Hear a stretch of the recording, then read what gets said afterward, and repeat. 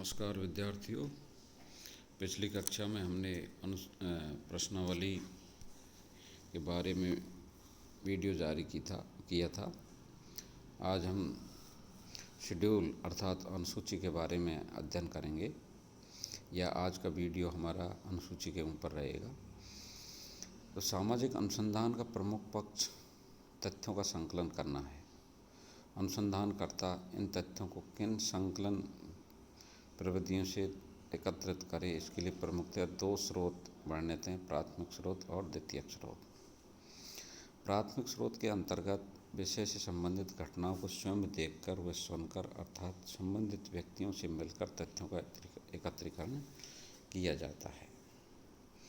द्वितीयक स्रोतों के अंतर्गत अध्ययनकर्ता अध्ययन विषय से संबंधित लिखित प्रलेखों का अध्ययन करके तथ्य एकत्रीकृत करता है, जिसके आधार पर केवल भूतकाल के तथ्यों को ही जाना जा सकता है।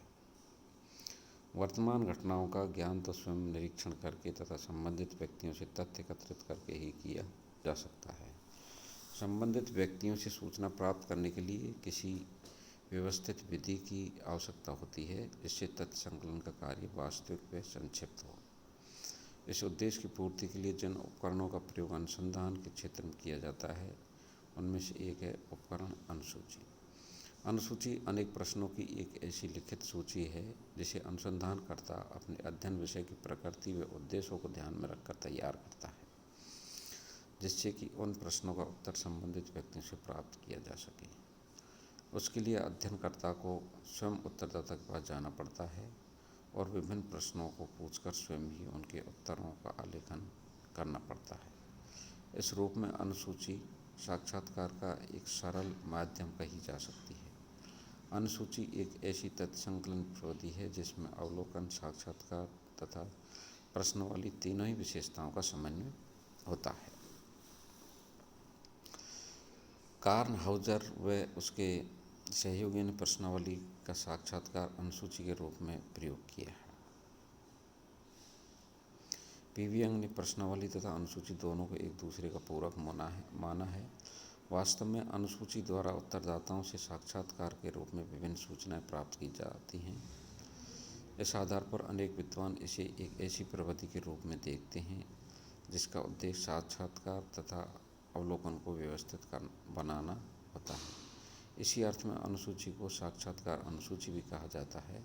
अनुसूची अध्ययनकर्ता पर नियंत्रण रखने का एक महत्वपूर्ण साधन है।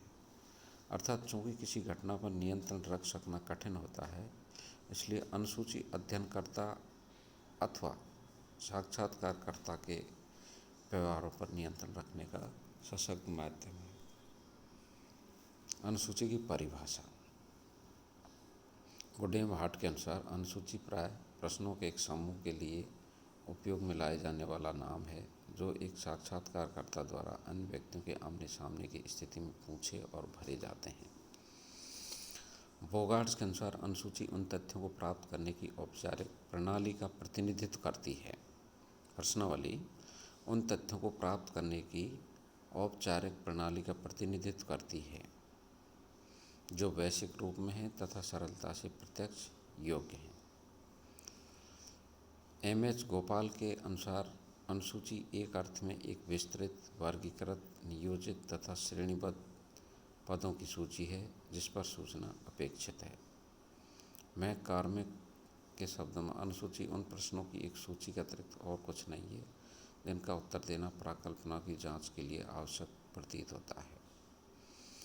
प्रयुक्त परिभाषाओं के आधार पर निष्कर्ष रूप में कहा जा सकता है कि अनुसूची सूचनादाताओं से प्रत्यक्षतः पूछे जाने वाले उन प्रश्नों की एक व्यवस्थित एवं वर्गीकृत सूची है जिसका उपयोग सूचनाओं को प्राप्त करने के लिए किया जाता है। अर्थात अनुसूची एक ऐसा प्रपत्र है जिसमें प्रश्नों को अत्यधिक विचार विमर्श करने को उपरांत लिखा जाता है और ये आशा की जाती है कि उन प्रश्नों के आधार पर सही सूचनाएं प्राप्त हो सकेंगी।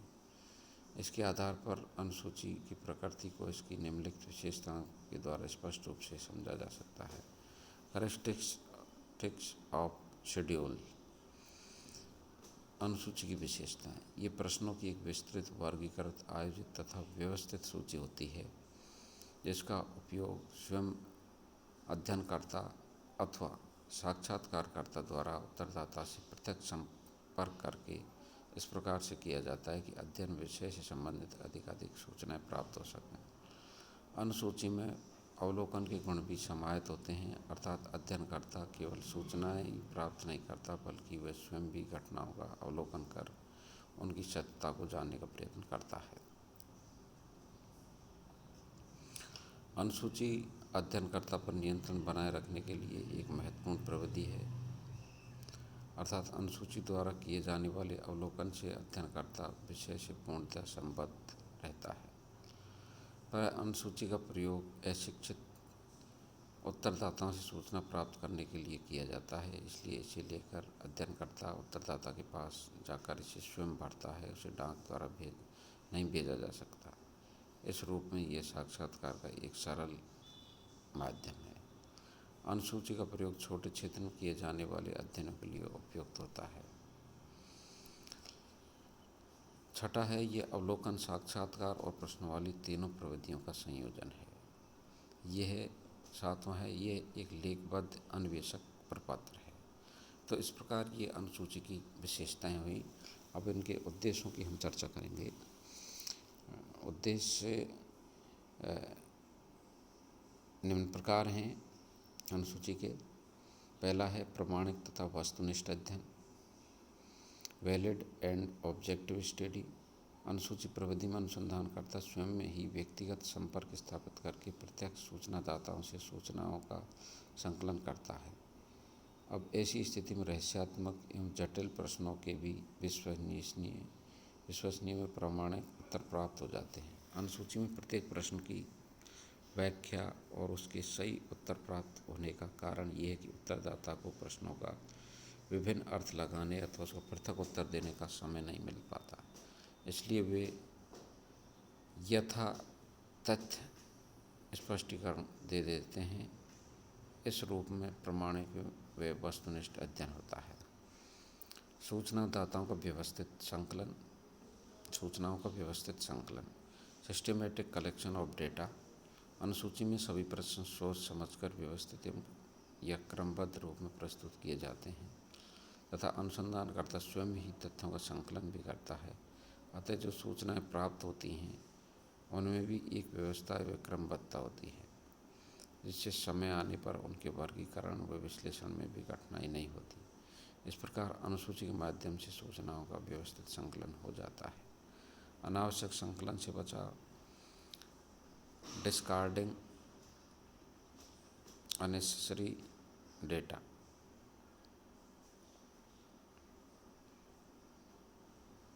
अनुसूची एक नियोजित और व्यवस्थित प्रश्नों की एक सूची होती है। अतः अनुसंधान की प्रक्रिया में अध्ययनकर्ता का संपूर्ण ध्यान अनुसूची में निर्दिष्ट बातों पर ही केंद्रित रहता है, इसलिए अनावश्यक व असंबद्ध तथ्यों को उसमें सम्मिलित नहीं कर पाता। इसलिए अनुसूची अध्ययनकर्ता को अनावश्यक तथ्यों के संकलन से बचाती है, साथ ही आवश्यक सूचनाओं के प्रति उसे सचेष्ट भी रखती थी।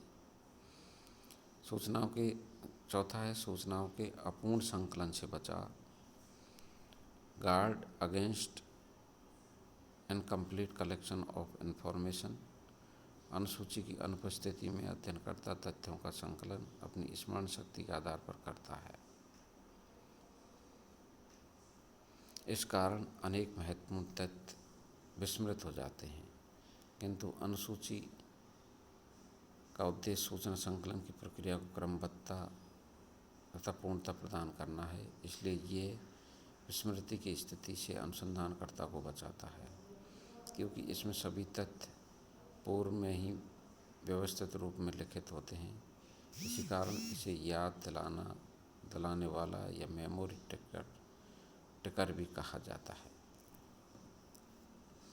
मात्रात्मक मापन, क्वांटिटेटिव मेजरमेंट। अनुसूची का उद्देश्य गुणात्मक प्रदत्तों को मात्रात्मक प्रदत्तों के रूप में परिणत कर मापन योग्य बनाना है। तो ये अनुसूची के 5 उद्देश्य हैं, जिसके आधार पर अनुसूची के आधार पर अध्ययन किया जाता है। अब हम ये देखते हैं कि अनुसूची के प्रकार कितने हैं, कितने प्रकार की अनुसूची होती है। तो निष्कर्षतः हम अनुसूची के 5 प्रकारों की हैं यहाँ चर्चा करेंगे। अवलोकन अनुसूची, ऑब्जर्वेशन शेड्यूल। अनुसंधान में अवलोकन के कार्य को व्यवस्थित एवं क्रमबद्ध करने के लिए अवलोकन अनुसूची का प्रयोग किया जाता है। इस अनुसूची में प्रश्नों का समावेश नहीं किया जाता, बल्कि कुछ इस प्रकार की छोटी मोटी मुख्य बातें जो कि अवलोकन के मध्य आ जाती हैं उसका समावेश किया जाता है।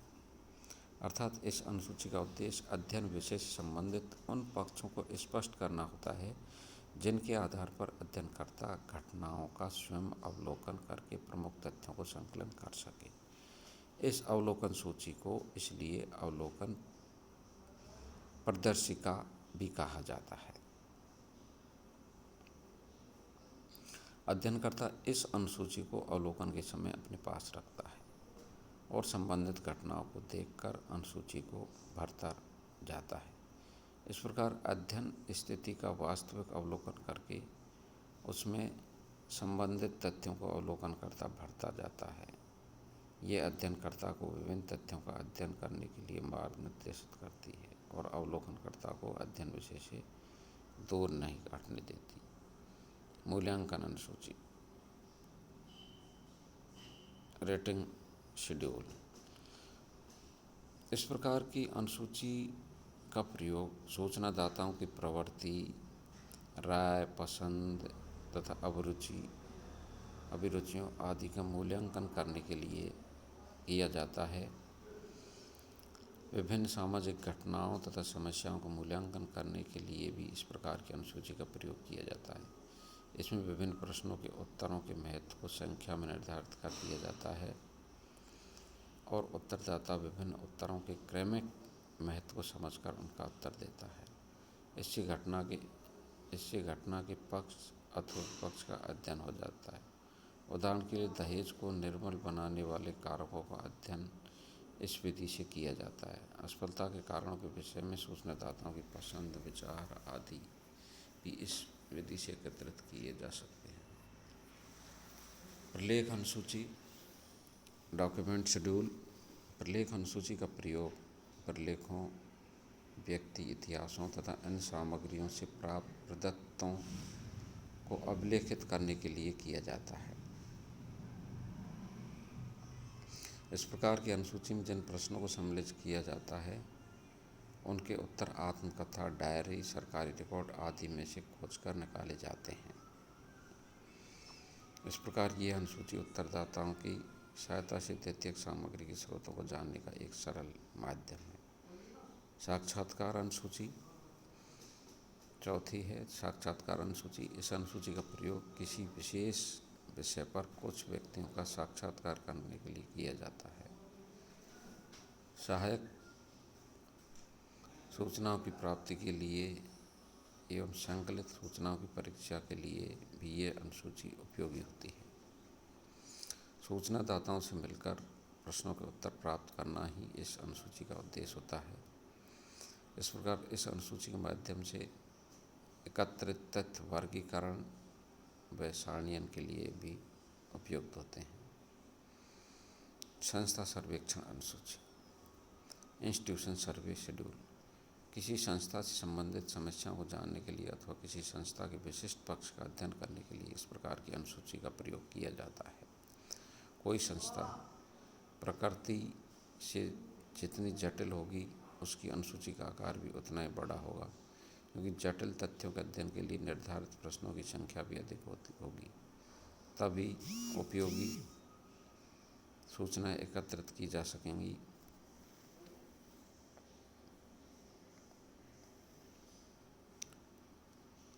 इसी संदर्भ पीवी यंग का कहना है कि इन अनुसूचियों की रचना किसी संस्था के समक्ष उत्पन्न होने वाली अथवा विद्यमान समस्याओं की जानकारी के लिए की जाती है। उदाहरण के लिए धर्म, परिवार, शिक्षा आदि के पक्षों का इसी विधि से अध्ययन किया जाता है। तो प्रिय विद्यार्थियों, आज के लिए इतना ही है कि अनुसूची क्या है, उसकी अर्थ, परिभाषा, विशेषता तथा उसके प्रकारों और उद्देश्यों की आज के इस वीडियो में हमने चर्चा की है। आज के लिए इतना ही। नमस्कार।